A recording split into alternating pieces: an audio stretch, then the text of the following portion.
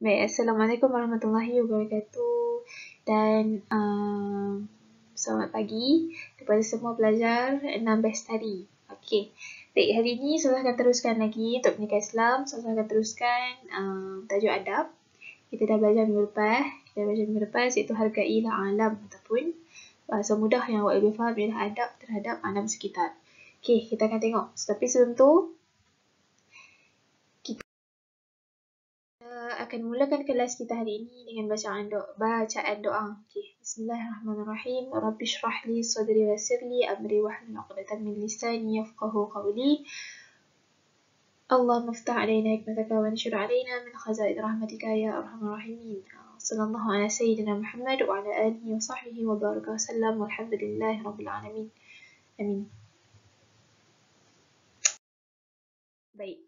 Sebelum kita mulakan sesi, Ustazah nak tanya balik anak-anak murid Ustazah kepada awak. Awak dah perasan kan 3 gambar ini? 3 gambar ini kalau awak perasan, awak ingat Ustazah dah paparkan untuk kita belajar tajuk utama kita iaitu adab terhadap alam sekitar. Kita tengok gambar yang pertama, pembalakan haram.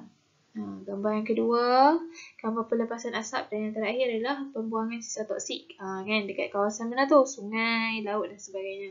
Baik, ini bukanlah kita panggil sebagai adab-adab terhadap sekitar, tidak salah, tapi saya akan terangkan satu persatu. Baik, kita lihat. Yang pertama, tengok gambar pembalakan ni. Kita sepatutnya tak bolehlah buat pembalakan terbuka. Kita pula mengawal aktiviti penebangan pokok supaya dilakukan secara terancang dan terkawal. Penebangan pokok secara terancang dan terkawal. Kenapa kena secara terancang dan terkawal tu, Ustazah? Kerana, cuba awak tengok ni. Kalau kita dekat rumah, kita pakai perabot, betul tak? Kita pakai perabot kan? Lepas tu, kita pakai perabot, tak semestinya hari Isnin buat perabot. Hari Rabu buat perabot, hari Selasa buat perabot, betul? Kena terkawal lah. Bila terancang, maka terkawal lah perbuatan tersebut. Kenapa kena terkawal? Ialah pengeluaran perabot ni kita kena bermusim lah. Sama juga macam pembuatan kertas. Kan? Kalau nak buat kertas banyak-banyak, tak terkawal lah ke pengeluaran tu, maka terjadilah sebegini rupanya. Kalau awak tengok gambar ketiga ni, inilah gambar yang sepatutnya. Inilah keadaan yang sepatutnya kita amalkan. Ini keadaan yang betul. Ini salah. Ini salah. Jadi apa yang kita kena buat? Kita kena buat ialah mengawal aktiviti penebangan pokok. Supaya apa? Secara terancang dan terkawal. Terancang dan terkawal. Terancang terkawal ni tahu kan? Kita buat benda tak ada lah sesuka hati. Kita merancang dahulu, kemudian kita mengawal perbuatan tersebut supaya tidak berlebih-lebihan. Baik. Seterusnya, menguruskan aktiviti pembuangan sampah, sisa toksik dan pepejal secara sistematik dan terkawal seperti pemungutan sampah dan sisa bahan kimia secara berkala. Baik, saya nak terangkan kembali berkaitan dengan yang ini, menguruskan aktiviti pembuangan sampah. Pembuangan sampah, awak tengok ni gambar ketiga ni. Okay, gambar ketiga ni perbuatan buang sampah yang salah. Kalau awak tengok gambar yang pertama ni, gambar pembuangan sisa toksik. Jadi ini tak boleh berlaku. Okay, ini mungkin awak letak asal, tak ada apalah, kat kawasan aku tak jadi. Tapi awak cuba tengok dekat kawasan rumah. Ni dekat kawasan rumah awak kan, dekat dalam rumah awak sendiri. Mak kita masak, ayah kita masak, kakak kita masak, abang kita masak, hatta awak sendiri pun masak. Macam mana kita nak buat? Macam mana kita nak uruskan? Macam mana kita nak uruskan ni? Saya highlightkan kat sini. Macam mana kita nak uruskan aktiviti pembuangan? Macam mana kita nak uruskan aktiviti pembuangan ni? Sampah, sisa toksik dan pepejal secara sistematik. Sisa toksik ni kita boleh gelarkan sebagai inilah minyak ni. Macam mana kita nak uruskan ni? Kita tak boleh buang macam tu je. Kita tak boleh ambil minyak ni, buang suka hati dalam sinki. Tak boleh salah. Okay, jadi minyak ni kita kena uruskan macam mana?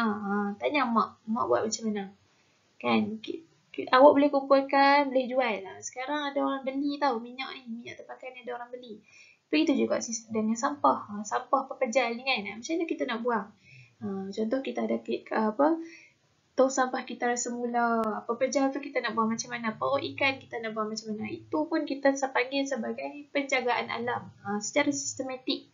Sistematik ni secara teratur lah, secara teratur, secara terurus, kan, dan terkawal, seperti pungutan sampah lah, gotong royong ke apa semua kan, dan sisa bahan khemah secara berkala ni berjadual, berjadual maksudnya, contoh sebulan sekali, ataupun seminggu sekali akan ada gotong royong dekat taman apa, contoh taman cikgu duduk, taman Bemban contoh, kan.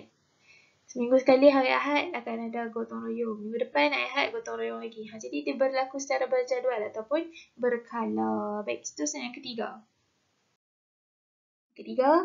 Mengawal aktiviti pelepasan asap. Ni tengok ni. Asap ni berkelon daripada kilang atau kenderaan. Kenderaan yang banyak ni yang mengandungi bahan kimia berbahaya. Ingat, bahan kimia berbahaya seperti menggunakan alat kawalan pencemaran udara. Mana alat kawalan pencemaran udara? Saya tak pernah tengok. Ni dia, alat kawalan pencemaran udara. Jadi alat ni lah yang nak kawal jerebu. Nak baca bacaan jerebu. Yang ni dia kawal, dia tak baca. Tapi inilah alat yang boleh kawal pelepasan udara lah, insyaAllah. Baik, jadi macam mana kita nak kawal? Itulah, kurangkan naik kereta, naik banyak kita banyakkan naik kenderaan awam kan. Kalau kat sini tak ada LRT kan, kita ada bas. Ataupun kita buat carpool. Carpool tu macam naik dengan kawan-kawan nak pergi sekolah kan, naik kereta dengan kawan-kawan. Macam asap ni pula, tak ada nak kata apa lah, mungkin kita kurangkan sikit lah dari segi institusi tu, kita buat, itulah kita guna ni, alat kawalan pencemaran udara, ataupun penapis udara dan sebagainya, supaya tak berlakunya pencemaran, kan, pencemaran udara. Seterusnya, tajuk kita hari ini bukan adab tadi, kita nak tengok. Sebab minggu lepas kita dah tengok adab dan juga kepentingan adab terhadap alam sekitar, betul tak? Jadi hari ini kita nak tengok akibat mengabaikan adab terhadap alam sekitar. Jadi saya nak tanya awak lah, pada yang tonton video ni, awak asal-asal lah, kalau kita tak jaga alam sekitar kita, apa yang terjadi?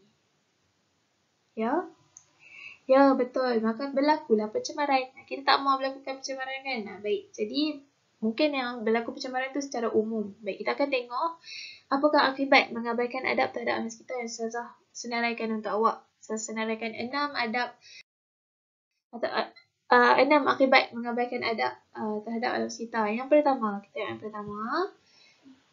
ketidakstabilan alam. Keyword kita tidak stabil. Macam mana tak stabil alam tu, Zazah? Contohnya kalau awak, contohlah kita tebang pokok kan, kita tebang pokok dekat hutan secara tak terkawal kan. Kemudian esok tu hujan lebat, apa jadi? Lebat sangat-sangat, lebat dan berlaku sampai seminggu lah hujan lebat tu. Apa jadi agak-agak? Betul, kawasan rumah awak pun banjir. Jadi kat sudah nampak dah tak stabil. Kan sepatutnya kawasan hutan jadi kawasan apa? Kawasan tak ada hujan. Jadi contohlah yang lain, ketidakstabilan alam. Dalam sinki kita plastik, betul tak? Sinki kita plastik. Tapi kita tuang minyak panas dalam sinki. Agak-agak apa jadi? Melecok lah plastik tu kan. Jadi tak boleh lah buat macam tu. Tak stabil alam. Lagi, longkang rumah. Kan? Longkang rumah, awak salurkan, awak pergi buang contohlah daun kering ada dalam longkang rumah awak. Awak tak sapu. Lepas tu esok tu hujan. Agak-agak tersumbat tak longkang tu? Tersumbat lah. Jadi perlu buat apa? Bersihkan. Sebab tu kita kena ada adab terhadap alam sekitar. Baik, yang kedua. Kepupusan habitat dan hidupan. Kenapa kepupusan habitat dan hidupan ni, Ustazah? Sebab apa? Contoh di hutan. Di hutan kan. Di hutan, awak pergi buang pokok, awak tebang ni, awak cabut pokok tu, awak cabut pokok ni. Kat mana kehidupan dia nak hidup? Sebab tu kadang-kadang kalau awak tengok kan, awak tengok berita, ada khinzir masuk pekan. Ada tapir mati ditemui di tepi jalan dan sebagainya. Sebab apa? Sebab dia dah tak ada habitat dah. Dia tak ada rumah dah. Rumah dia kena tarah habis. Rumah dia disondol habis. Sebab itulah kepupusan habitat dan hidupan. Kalau kita tengok sekarang pun banyak dah binatang-binatang yang diancam kepupusan, tumbuh-tumbuhan yang diancam kepupusan dan sebagainya. Yang ketiga, pencemaran udara. Pencemaran udara ni senang lah. Mungkin dari segi asap kenderaan, asap kilang, ataupun asap yang awak dah bakar tu, awak duk sapu daun kering kat laman rumah kan, awak bakar. Itu tidak sepatutnya berlaku. Awak sepatutnya kumpul daun tu, kemudian ikat dalam plastik dan buang di kawasan pembuangan sampah lah. Seterusnya, yang keempat, pendapatan penduduk terjejas. Pendapatan penduduk terjejas ni macam mana? Kenapa Ustazah? Kerana macam Ustazah cakap minggu lepas lah, nelayan cari duit, nelayan cari duit, duk tangkap ikan, tapi kita duk buang sisa toksik dalam laut. Dah tak ada pekerjaan dah kat situ, ikan pun tak ada dah. Pekerjaan ada, ikan pun tak ada, nak jual apa? Lagi, kalau kita, pendapatan kita mungkin terjejas juga. Mungkin kan, awak, contoh kita tak tahu satu hari nanti kertas sekarang kita diperbuat daripada kayu. Kita tak tahu nanti kan, kot-kot lah pokok dah tak ada apa semua sebab banyak sangat kita tebang kan. Kena buat cipta kertas dengan bahan baru, dan bahan baru tu mahal. Agak pendapatan awak terjejas tak? Kita kena beli kertas mata-mata, contoh kertas selai RM50 katakan, contoh saya tak tahu. Kita tak tahu. Kalau dulu nasi lemak 5 sen, sekarang dah jadi RM1. Kita tak tahu kertas yang sekarang sekupang boleh jadi RM50, kita tak tahu. Kan? Tu kalau kita tak jaga alam, apa-apa pun boleh jadi. Dan seterusnya, yang kelima, pencemaran air. Pencemaran air ni biasanya lah banjir, sungai, banjir, lagi longkang tersumbat, lagi apa lagi tu kalau kita tengok kat sungai kan, ikan timbul, itu pencemaran air lah. Lagi pembuangan sisa toksik tu semua dan sebagainya. Dan yang terakhir, hakisan tanah. Macam mana hakisan tanah ni boleh terjadi Ustazah? Ni sebab penebangan pokok awak yang tak terkawal tu lah. Bila kita tebang pokok, kita cabut ni, tak ada siapa ni, tak ada akak dah nak genggam tanah. Jadi terhakis dalam tanah tersebut tu yang duk jadi tanah untuh tu. Kalau siapa kat sini pernah pergi Kelantan, pergi Kelantan kita, orang Kedah nak pergi Kelantan lalu kot Creek. Jadi Creek itulah, kawasan tu selalu sangat jadi tanah runtuh. Macam tu juga Kelantan, kawasan nak masuk Kelantan tu selalu sangat jadi tanah runtuh. Tapi kalau nak pergi Lebuh Raya, highway, banyak kali kita tengok, awak tanah tu jadi merah-merah, awak tanah tu jatuh macam tu kan. Itu kita panggil sebagai tanah runtuh sebab tak ada tanah yang nak cengkam dia, tak ada akak yang nak cengkam dia. Yelah, pokok semua taruh habis kan, pokok semua buang habis. Jadi itu antara kesan dia. Jadi kita ulang sama-sama. Akibat mengabaikan adab terhadap alam sekitar ada 6. Pertama, ketidakstabilan alam, kepupusan habitat dan kehidupan, pencemaran udara, pendapatan penduduk terjejas, pencemaran air, dan akhir sekali hakisan tanah. Jadi awak kena ingat akibat ni nanti Ustazah akan masukkan dalam latihan, awak perlu jawab. Baik. Sekarang kita tengok ada potongan firman Allah Subhanahu Wa Taala daripada Al-Quran. Kita ambil surah Al-A'raf. Wala tufsidu fil ardi ba'da islahiha. Maksudnya, dan janganlah kamu berbuat kerosakan di bumi.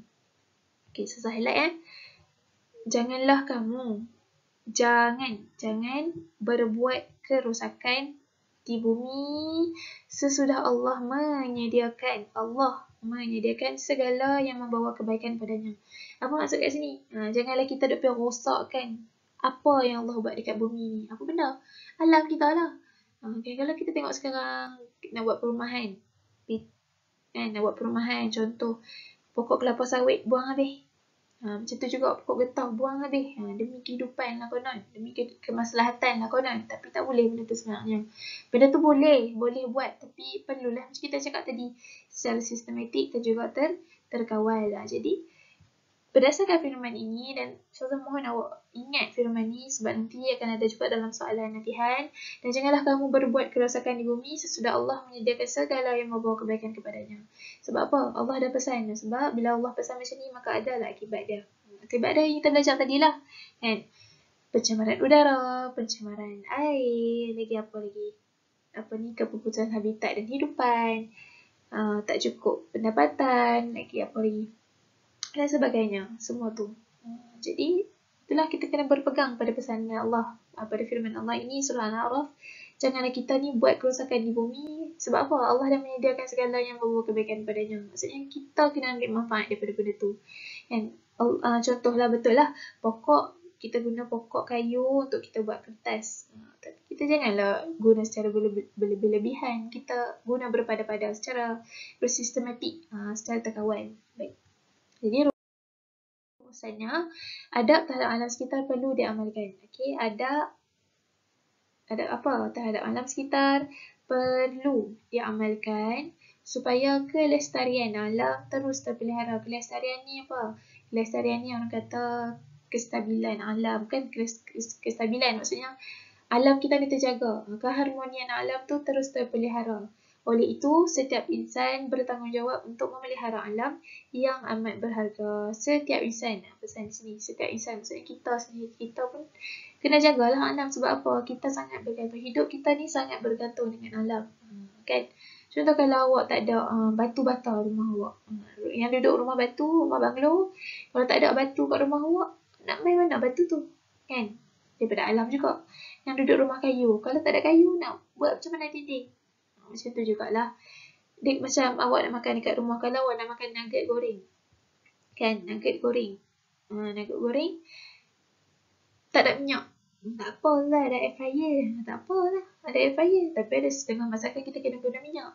Lagi apa? Nak makan sayur. Tapi sayur tak ada waktu tu. Negara kita nak pupus daripada sayur. Nak cari apa? Makan benda lain. Tak ada, awak makan sayur je. Kan? Jadi kita fikir-fikirkanlah, renung-renungkanlah. Jadi itulah adab sangat penting dan perlulah diamalkan. Adab apa? Adab sekitar pun kita kena jaga supaya kelestarian alam terus terpelihara. Jadi tanggungjawab siapa tu? Tanggungjawab setiap insan supaya apa?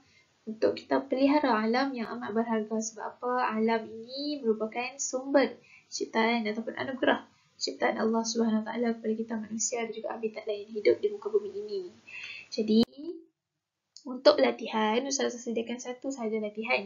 Tapi dalam latihan tu memenuhi aspek objektif yang awak perlu capai lah. Baik, kita tengok. Yang pertama, ini adalah bentuk live worksheet. Nampak kan live worksheet ni? Apa awak perlu buat ialah awak masukkan nama dan kelas. Okay, kemudian awak senaraikan 5 akibat mengabaikan adab terhadap alam sekitar. Siapa yang tengok video ni, dia tahulah. Ataupun awak boleh rujuk buku teks untuk rujukan lanjut. Kan? Senaraikan 5 akibat mengabaikan alam sekitar. Contoh, pencemaran udara, pencemaran air.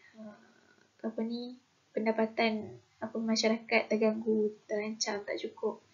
Lagi kepupusan habitat dan hidupan. Lagi apa lagi? Macam-macam lah yang bersesuaian lah kan di sini. Kemudian yang kedua, kemukakan dalil Al-Quran dan maksudnya. Tadi Ustazah dah baca surah Al-A'raf kan. Surah Al-A'raf dia kata apa? Kita manusia ni janganlah kita memusnahkan apa yang Allah telah berikan kita.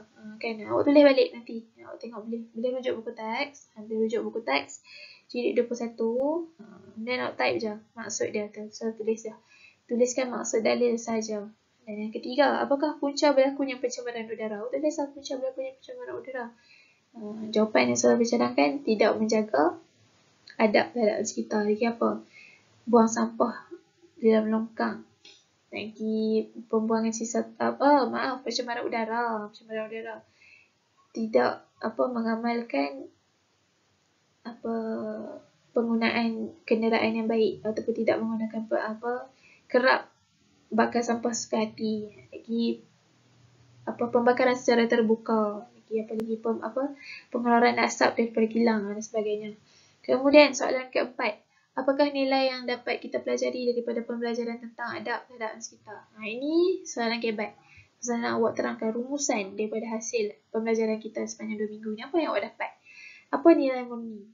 Kalau Ustazah rasa bertanggungjawab lah. Tanggungjawab, kasih sayang, rasional.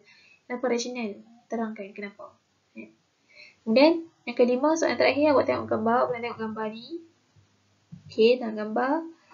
Berdasarkan gambar ini, nyatakan kepentingan dan akibat tidak melakukan usaha berikut. Kepentingan dia apa? Supaya apa? Alam sekitar kita pelihara. Dan akibat kalau kita tak buat. Jadi awak tulislah kepentingan, titik bertindih, apa? Akibat apa? Kalau akibat maka tercemarlah kan? Tercemarlah, kemudian ulasan. Oleh itu kita perlulah menjaga ataupun kita perlulah bergotong royong supaya dapat menjaga alam sekitar kita dan sebagainya. Dan awak klik finish. Ataupun tak klik finish pun tak apa, screenshot. Screenshot kertas jawapan awak dan upload di ruangan Padlet seperti biasa. Jadi itu sahajalah untuk kelas Ustazah hari ini. Jadi dan yang terakhir itu sahaja. Saya ucapkan sekian. Terima kasih, jumpa lagi dan insyaAllah selamat bercuti lah kan, dan selamat menyiapkan tugasan. Jangan lupa upload, kalau tak upload tak ada markah token. Dan itu saja. Sekian, terima kasih. Assalamualaikum.